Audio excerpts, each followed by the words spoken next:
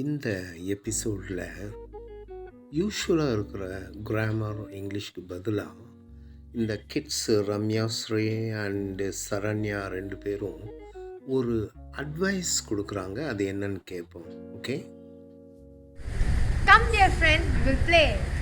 Sorry bro, I got homework. We should study, we should play and should help our parents. How do you say so? Yeah, education should be around. That's nice. Yours is a good advice. எஜுகேஷனுங்கிறது mere studies மட்டும் அல்ல. நம்ம நல்லா sports விளையாடணும், மற்றபடி மற்ற ஆக்டிவிட்டீஸ்லேயும் நம்ம இருக்கணும் அப்படிங்கிறது ஒரு ஸ்டூடெண்ட் அட்வைஸ் பண்ணுறாங்க. இன்னொரு ஸ்டூடெண்ட் அதை அப்ரிஷியேட் பண்ணுறோம். இது ஒரு நல்ல அட்வைஸ் அப்படின்னு அப்ரிஷியேட் பண்ணுறாங்க.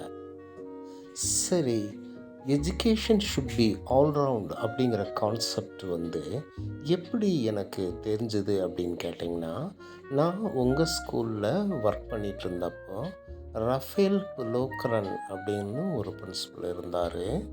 அவர் இதை அடிக்கடி சொல்லுவார். அதாவது எஜுகேஷன்னா எல்லாம் இருக்கணும், அதுதான் எஜுகேஷன் அடிக்கடி சொல்லுவார். அந்த கான்செப்டை தான் நான் இங்கே கொடுத்துருக்கேன். சரி, அந்த ரெண்டு ஸ்டூடெண்ட்ஸும் சொன்ன அந்த அட்வைஸை மறுபடியும் கேட்போமா? Come dear friend, we will play. Sorry bro, I got homework. We should study, we should play and should help our parents. How do you say so? Yeah, education should be around. That's nice. Yours is a good advice. இதில் இன்னொரு விஷயமும் பார்க்கணும். அந்த he she அப்படிங்கிற டிஃப்ரென்ஸே இருக்கக்கூடாது ஸ்டூடெண்ட்ஸுக்கு. அப்படிங்கிறதுனால அந்த ஸ்டூடெண்ட் ப்ரோ அப்படின்னு கூப்பிட்றாங்க. ஸோ அதுவும் ஒரு நல்ல எடுத்துக்க வேண்டிய விஷயந்தான். அந்த ஹீ ஷீங்கிற டிஃப்ரென்ஸே இருக்கக்கூடாது அப்படிங்கிற ஒரு நல்ல கான்செப்ட்.